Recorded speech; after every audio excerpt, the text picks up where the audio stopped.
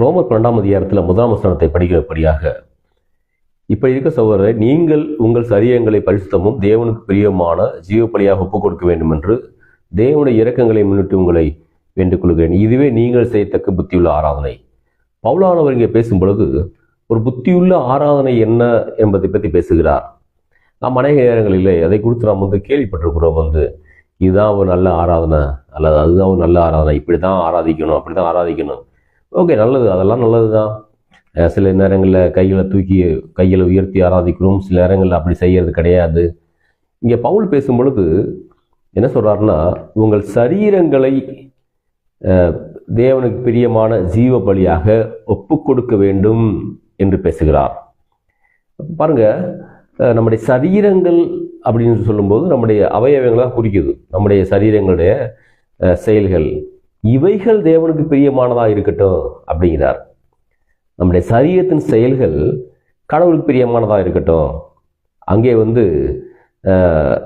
மாம்ச இச்சைக்கு இடம் கொடுக்க வேண்டாம் என்று பேசுகிறார் பவுல். இதுதான் நீங்கள் செய்யக்கூடிய புத்தியுள்ள ஆராதனை என்று பேசுகிறார். இன்னைக்கு பொதுவாக பாருங்க, தங்களுடைய இஷ்டம் போல வாழ்க்கை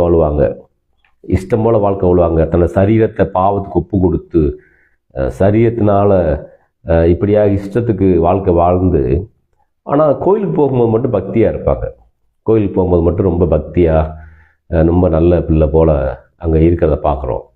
ரொம்ப நீட்டாக ட்ரெஸ் பண்ணி போவாங்க, வருவாங்க.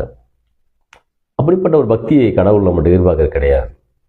இஷ்டம் போல் வாழ்க்கை வாழ்ந்துட்டு, என்னுடைய இஷ்டப்படி மனிதன் தன்னுடைய இஷ்டப்படி வாழ்ந்து விட்டு, என் இஷ்டம், என் சரீரம், என்னோடய சரீரத்தை நான் என்ன வேணாலும் பண்ணுவேன், இந்த சரீரம் சொல்கிறத நான் கேட்டு வாழ்கிறேன் சொல்லிட்டு வாழ்ந்துட்டு, பிறகு தேவ சமூகத்தில் போய் அங்கே பக்தியாக இருப்பது என்பது மாய்மாலமான ஒரு காரியமாக இருக்கிறது. உண்மையான ஒரு ஆராதனை என்ன, உண்மையான ஒரு பக்தி என்ன? பவுலுங்க தான் சொல்கிறாரு, நீங்கள் உங்கள் சரீரங்களை தேவனுக்கு பிரியமான ஜீவ பலியாக ஒப்பு கொடுக்க வேண்டும் என்று நான் கேட்டுக்கிறேன். இதுதான் நீங்கள் செய்யத்தக்க புத்தியுள்ள ஆராதனை என்று பவுல் பேசுகிறார். ஆமேன்.